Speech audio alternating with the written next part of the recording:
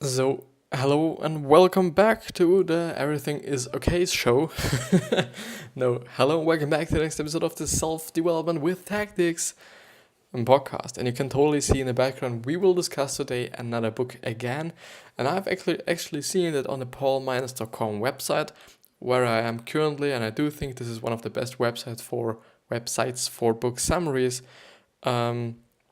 I have found that there are a lot of fucking books that are just really great and, really great treasures I've never heard of in my entire life. And this is, this book we are going to talk about today, or I'm going to talk or read about today, is actually such a book because I've never kind of, read it or heard it or whatever, or even seen it. I, didn't even know the cover, which is something I, most of the time pretty much, recognize again or remember again.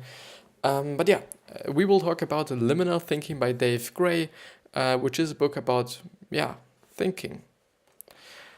So, and I'll start right ahead. I hope everything is synchronized and so on, because I do just had a few problems with my PC right now because, as I was working, in the train, it turned itself off because I had no power and so on. And I just thought like, okay, actually I had 2%.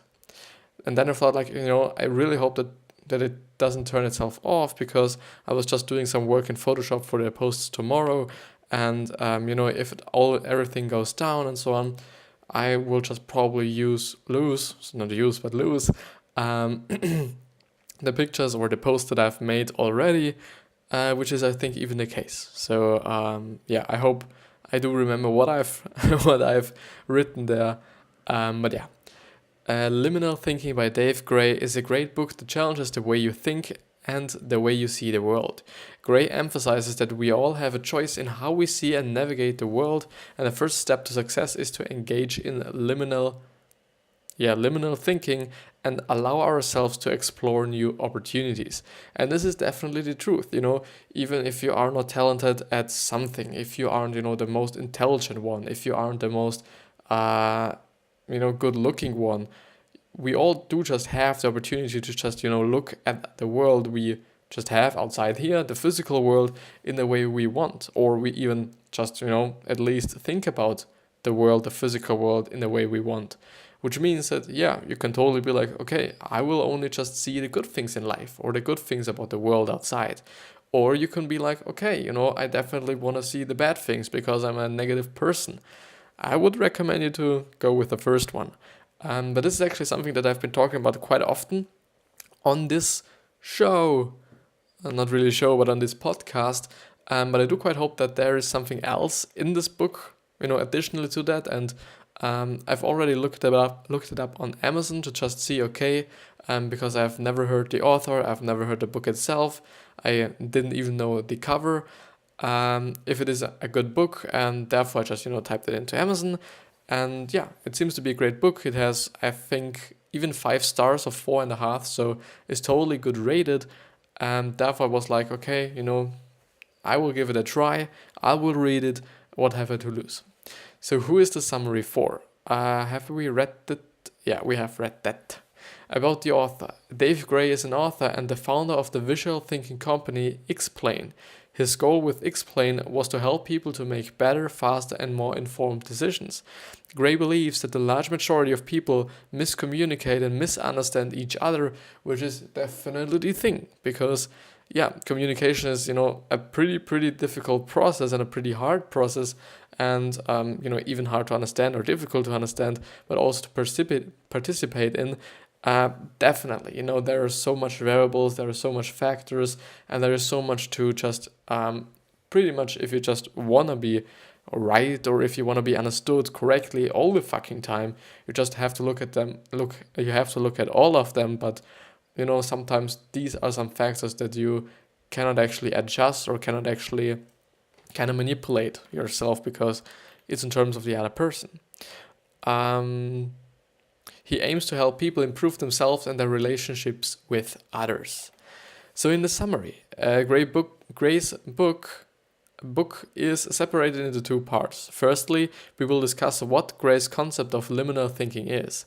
Then we will move on to summarize the first part of the book, how beliefs shape everything, by discussing each of Gray's 6 principles, ranging from creating beliefs to tying beliefs to your identity. Next, we will move on to part 2 and what to do about it.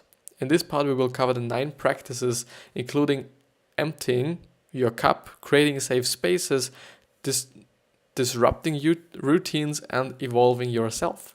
Sounds pretty great, to be honest. There seems to be a lot in this book and a lot that I haven't heard anything of, and I think it's always a good sign to have some principles and some tips and so on in the book, because first of all, it's pretty great for me to talk about, because most of the time they're pretty short or they're listed, and therefore it's just easy for me to talk about and discuss with you. And on the other hand, I think it's just great for everyone if there are clear points and not like a philosophy around the whole thing, which may lead a lot of people to just not understanding what the actual thing is the author wants to point out. Now, I do have a quite interesting story. Yesterday, I've just watched an interview with Seth Godin and Gary Vaynerchuk on Gary's show, and it was quite interesting because I think that Seth Godin, the author, if you know him, I've actually been discussing a few of his books on my channel as well. So I think actually 2. He has written 18 bestsellers, which is definitely a lot of books, and definitely a lot of work. And he still just puts out a blog post every single fucking day. I do kind of believe, he as a CEO even, or founder, I don't know, of a company, has something to do as well, and therefore it's just kind of significant that a lot of people do just are able to do so much things in their day, and a lot of people don't. This is the downside of the whole thing. But the thing he said was, which was quite interesting for me, and it just made me smile and a little laugh. He said that he reads practically 1,000 books a year, so every single day there will just be four books, I think he said, in the mailbox. And then he was like, he reads the book until he gets to the plot and until he gets to the point the author wants to make, and then he automatically or just immediately stops to read, because he just knows the point, and there's no reason why he should go on reading, which is definitely something that makes sense, first of all, but second of all, it's also something pretty straightforward, and he you can definitely say that he knows what he wants or what he needs. So liminal thinking. Gray defines the concept of liminal thinking as the art of creating change by understanding, shaping, and reframing beliefs. Consider a time in your life when you have had a significant mindset shift, when you saw something one way for as long as you can remember, but suddenly you can see the same thing but in a new light. He explains that when this occurs, you are embracing the opportunity to grow, change, and learn. And this is definitely the truth, if it's, really something that you've been thinking quite differently about, for such a long time, and then having a shift in terms of actually being like, wow, this is just amazing. I'm just having a quite, totally different thought about this topic that I've been, maybe thinking about a long time, which is, I think, actually great. And definitely a way to grow, or just a chance to grow, or an opportunity. Gray believes that you can encourage these breakthroughs more regularly if you adopt a new way of thinking and being. He explains that the possibilities and opportunities are always there, just often invisible to you. There's a lot going on that can distract you from these opportunities, but it is important to tune your mind to find them. The potential for growth is so valuable, it's something you don't want to ignore. Definitely. Why wouldn't you grow? I think, growing and learning is something you should do your whole life long. And a lot of people say, quite so many people are learning their whole life long, but it is so important and whatever. But I do, on one hand, think that, a lot of people do not learn anything, when they have the secure job and everything is kind of great. A lot of people do not even bother to just, get a book and read it, or get an audiobook, or just, look things up. They just, most of the time they're pretty pretty kind of, yeah, okay, I go to work, then I work there, and then I go home, watch TV, or just do something else, which is not productive, but, I feel like I need it, and then they go home. Or to sleep, sorry. They go to sleep, and then the next day will start. And this is, the whole lifelong. And yeah, I'm quite pretty much obsessed with learning things. I've always been a great learner, and I've always been good at learning, and that's why I'm quite good in school as well. So I'm not the best, definitely not, but I'm in the upper class, I would say, even. Because it is something I quite like to do. Maybe even just because I like the school. Not the school system as a system, but the school system as a way of learning, so that there is someone who is teaching me something. Maybe this is just working for me, which is, definitely a thing that is not working for a lot of people, or just for all of the people.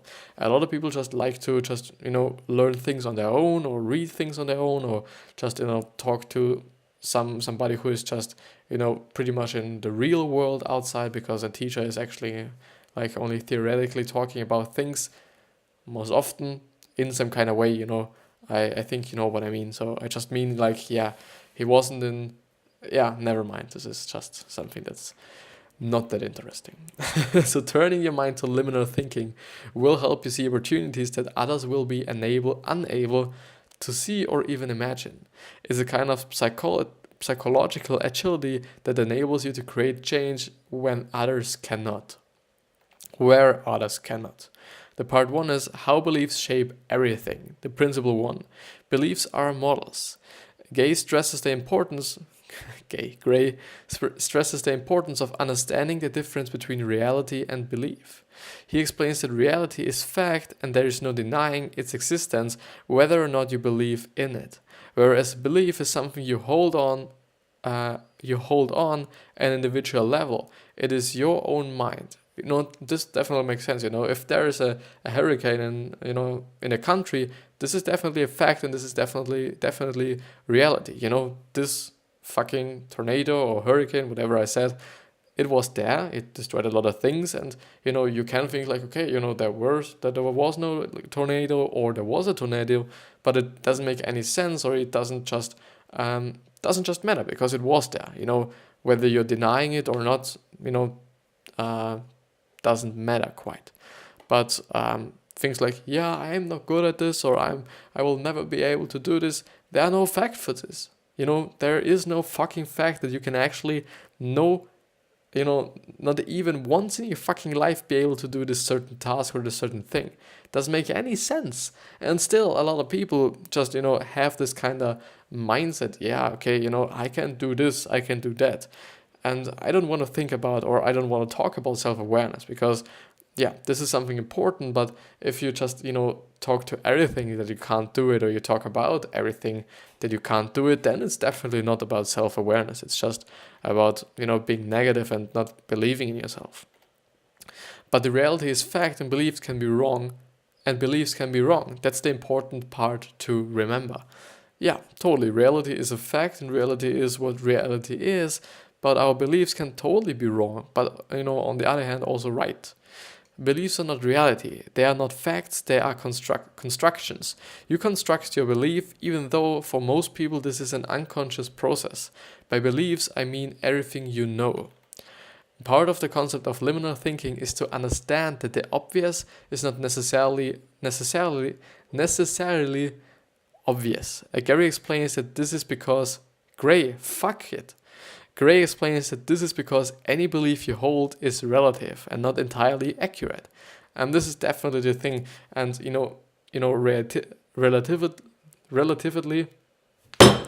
relatively, this fucking kind of fuck.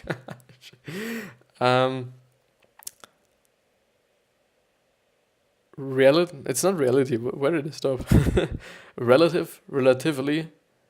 Relatively, as a word is such pretty important, because this also plays in hand why I pretty much hate generalizations so much. When people say like, okay, yeah, you have to pay that much and this much and whatever, but it's always different for every person.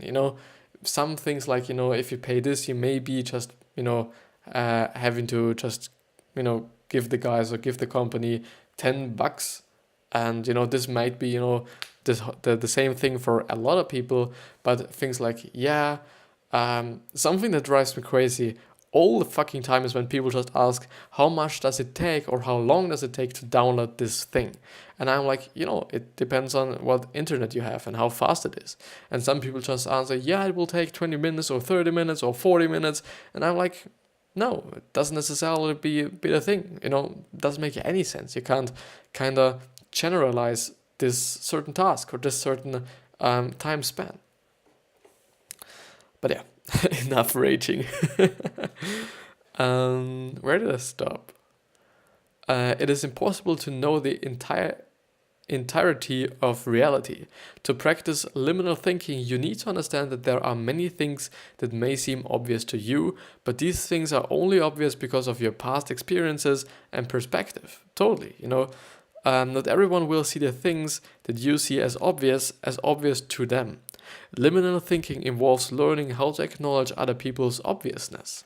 And I think this is a pretty great step because it just is some kind of stepping in other people's minds and, stepping in other people's bodies and stepping in other people's situations, which is, at my point of view at least, just a pretty nice skill to have. If you can really be like, okay, I can really just put myself into his position and be like, okay, I understand how he is feeling or she is feeling, or I understand that this is a difficult situation, or just feeling with this person, or just, kind of knowing and kind of realizing or recognizing that, how this person might be feeling in this situation.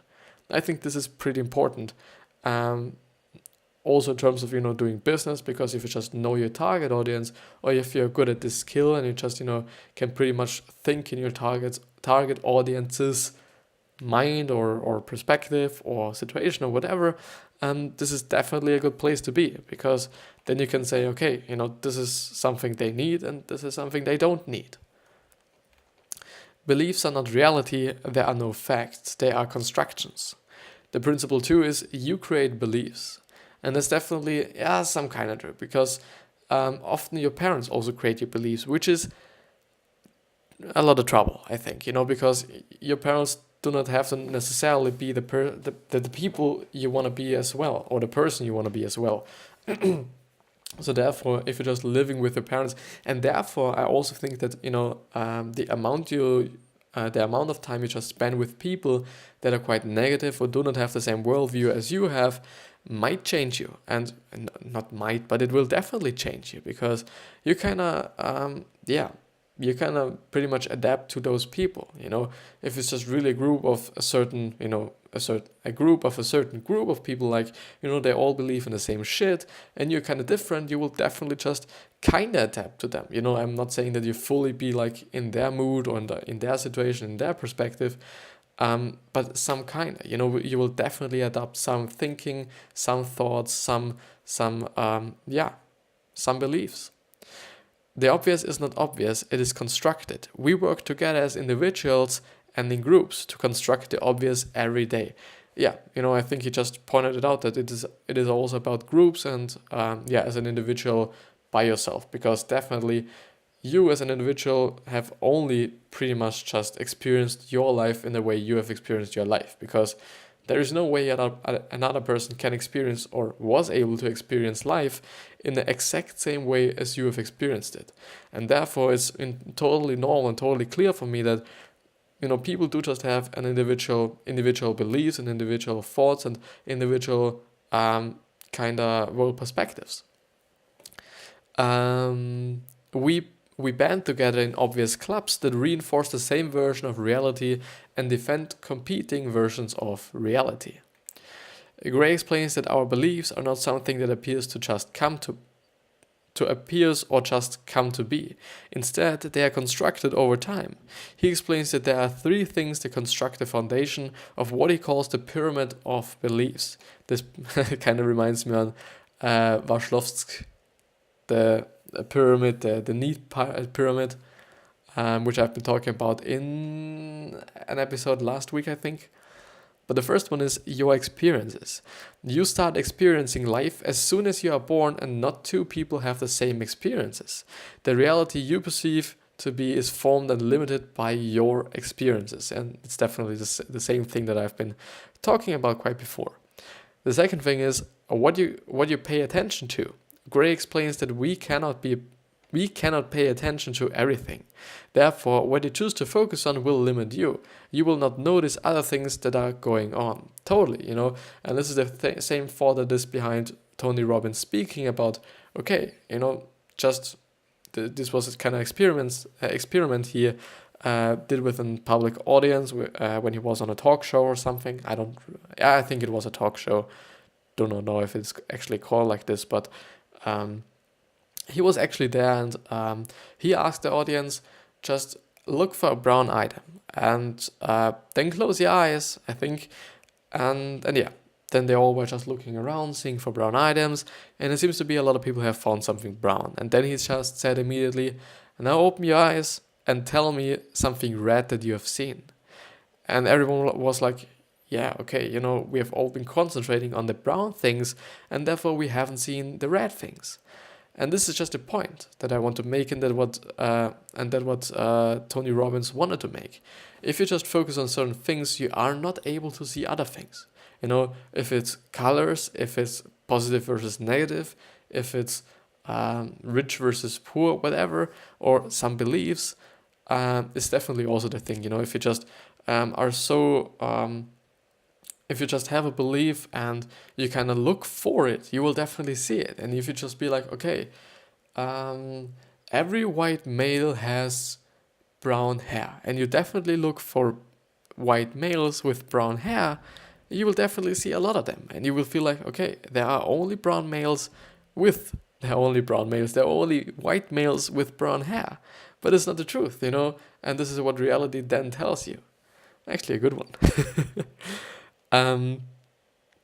And therefore what you choose to focus on will limit you, and you will not notice other things that are going on. And the third thing is, and the last thing is, theories and judgments. Whatever you choose to focus on, you will be inclined to have theories about them and make your own judgments.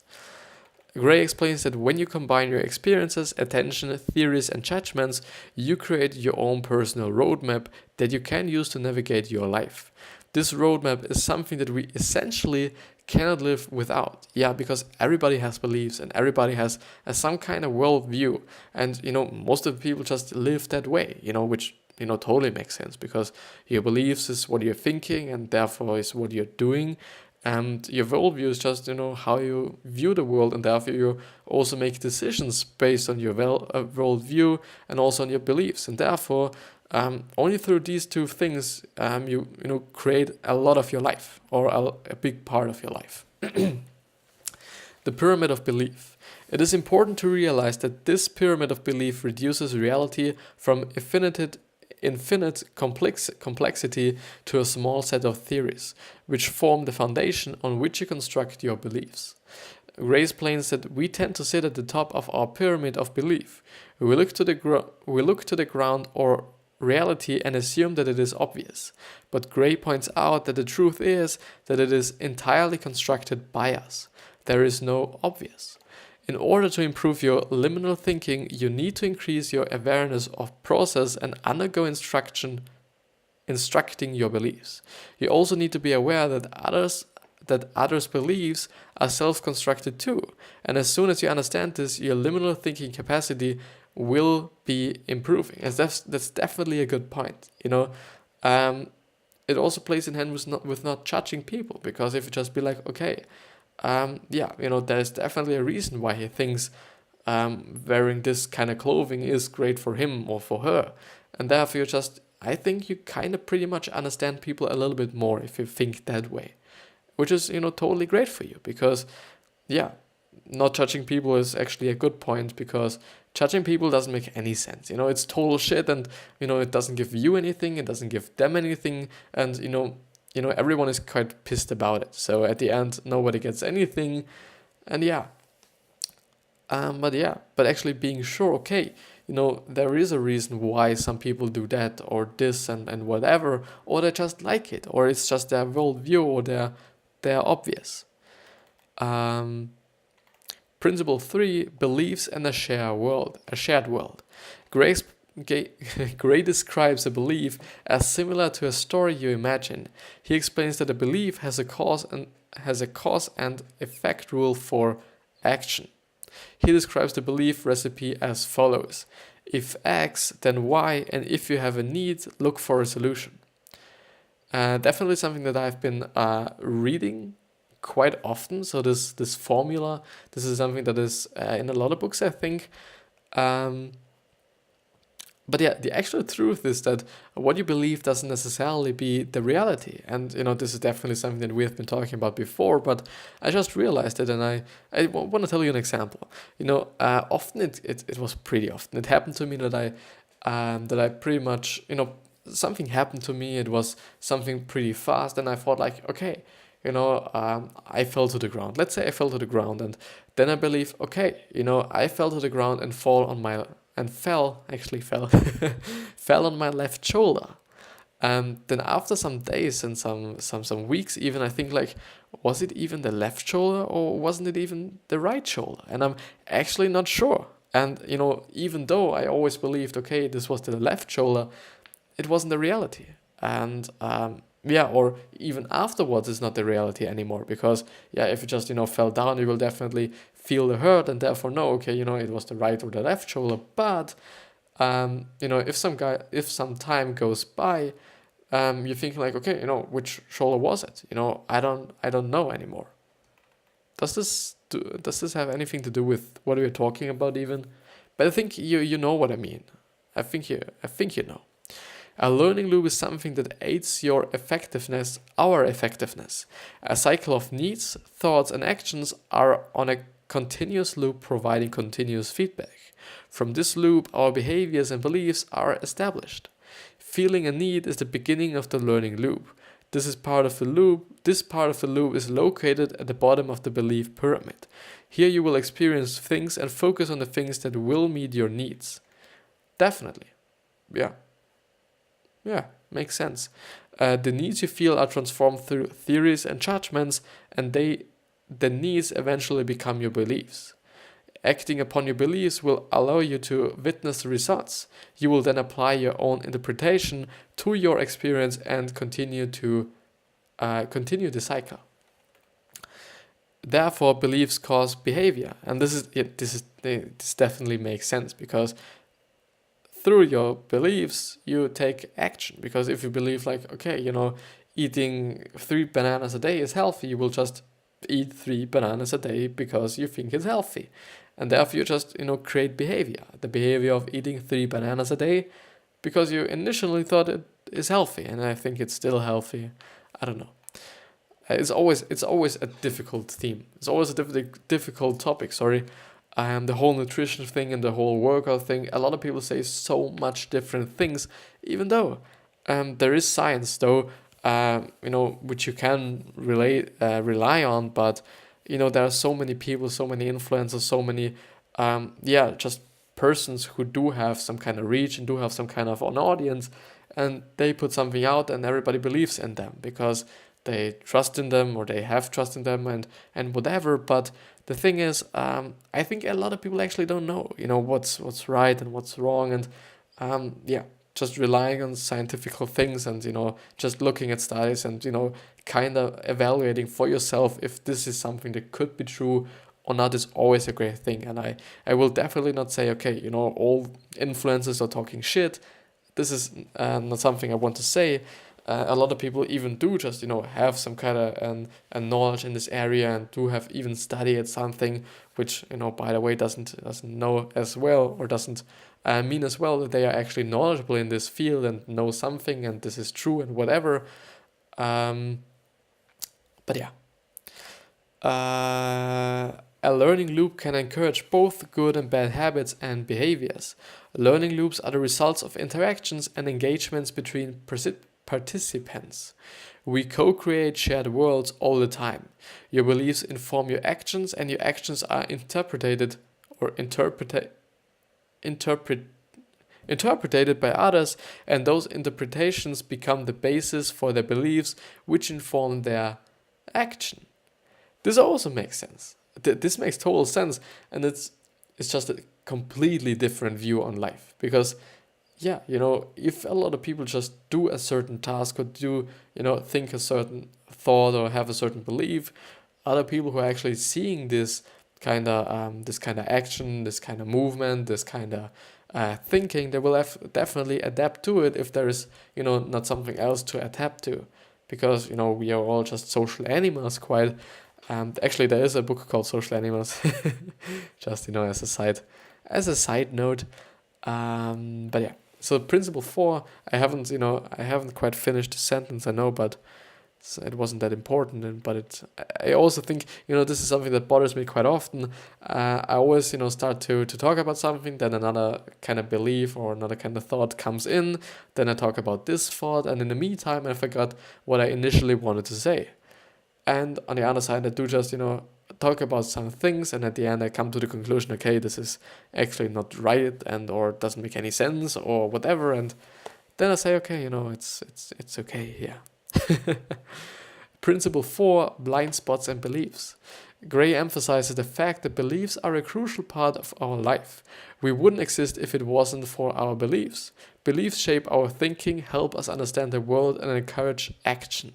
However, on the other side of the spectrum, Gray explains that beliefs can be limiting, definitely. If you totally think McDonald's is the best food you've ever eaten and is the most healthiest one, or some other shit, then you will definitely only eat that shit, and you will definitely limit yourself on the ability to lose weight, have a healthy life, have a healthy lifestyle, feeling good, being energetic or being more energetic, and a lot of other things, without just hating about McDonald's. But I do just still think that it is shit, and you shouldn't actually be eating it, even though you might like it.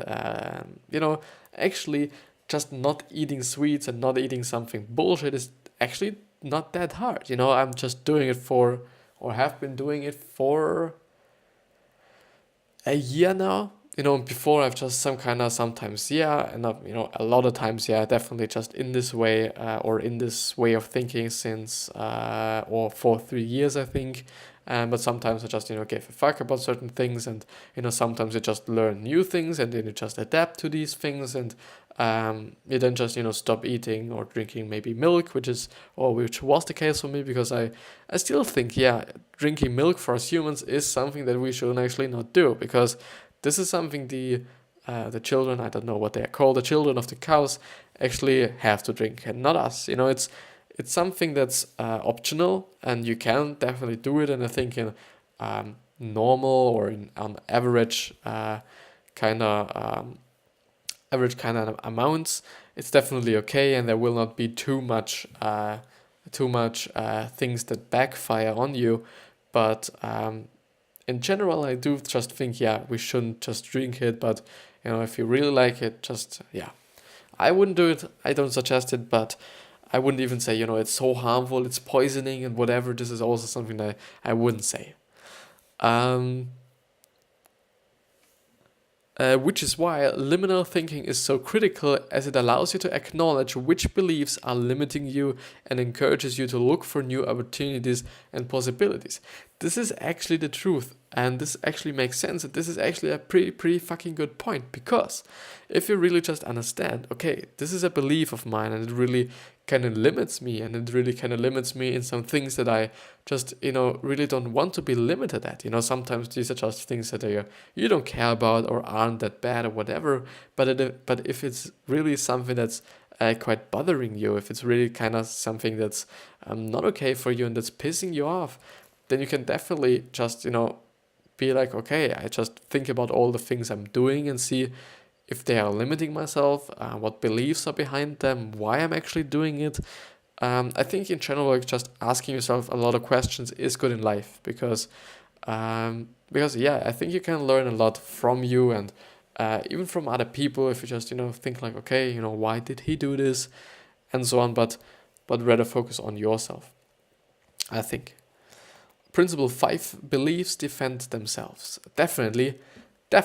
And this is a very crucial point, because often, which is definitely something that I've been talking about as well, often if we just look for information, we kinda kind of always just look for the information that really underlines our point, and we pretty much do not search for things that we don't want to see.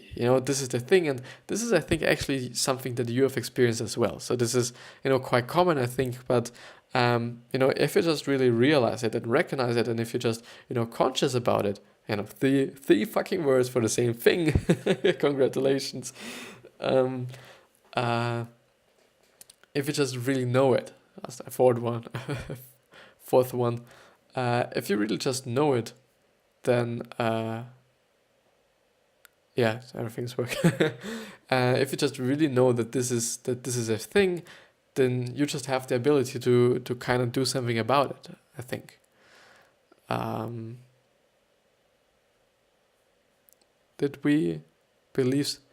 Beliefs defend themselves. Gray explains that we work together to establish a belief bubble. This bubble essentially ensures that our current beliefs are protected and ignores the existence of different beliefs. This becomes a shared map that we use on a daily basis. Gray believes that in some ways these bubbles can be beneficial, allowing us to share beliefs and assumptions and coexist. However, they have their drawbacks.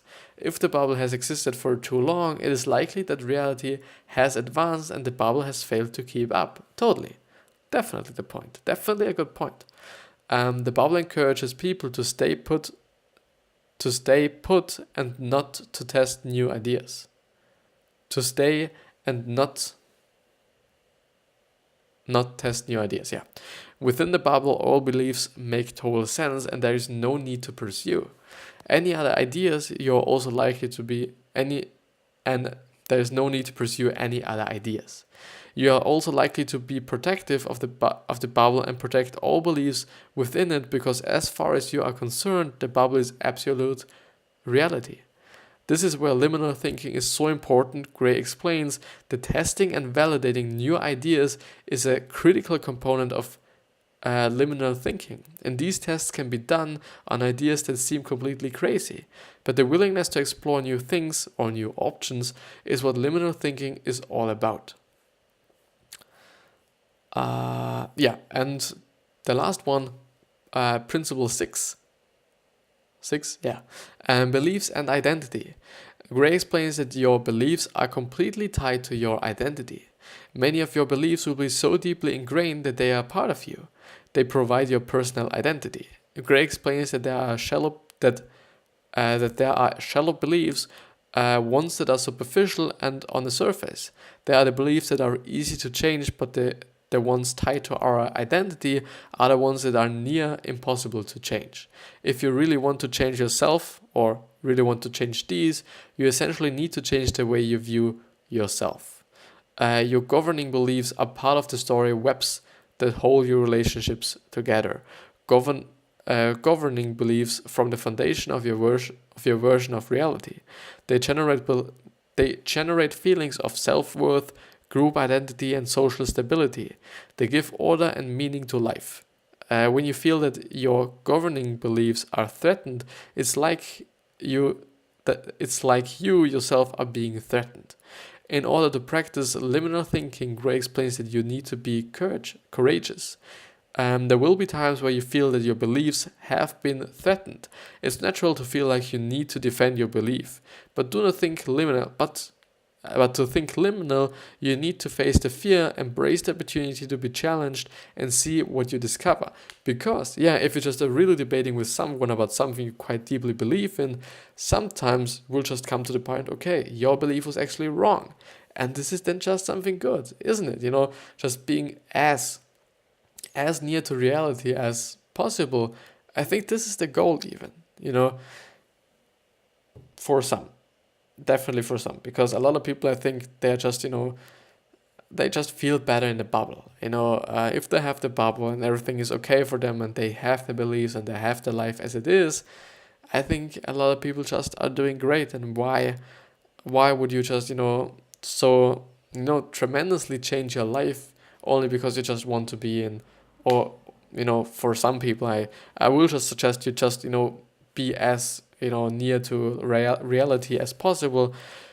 because I think this is just, the best way at my point of view. It makes sense for me, but I do just, also believe that for some people, being somewhere else, or, just kind of not being in reality is good for people, or they just think it is. This is also the point. They just think that something is what it is. Something that I've experienced it quite often. A lot of people just think like, yeah, this is something like this and something like that and whatever, but the actual thing is it's not reality, but it's the reality they give themselves, and I view it completely differently, and I'm like, this is not it. This is not how you are or how reality is actually. This is just how you view it, and this is just how you just how you constructed yourself. And I think this is actually a great book. I think there's quite a lot in it. I do hope, by the way, that I'm not forgetting the other book. Even if I just go ahead with this great one. But yeah, with this being said, I hope you got a lot out of this book, and I might be, or I should even be a little bit more sleeping, I think, because it might be actually it might be actually the reason why I am not able to talk that well in the last few days, actually, which was something that bothered me so extremely hard. And it was even, the start of today's episode was also a little bit harsh, a little bit bad, and but at the end, I think it was a great episode. Yeah, I wish you the best, health, wealth, happiness, success. I hope you're giving back something, because as you know, and as you know me, I think it is important, and I wish you have a great legacy. Just yeah. Don't you want to be remembered as someone who is just amazing to be around with, or just an amazing person, in terms of being nice, so, having done something? Don't you want to be, remembered as something like this, or don't you want this to be your legacy?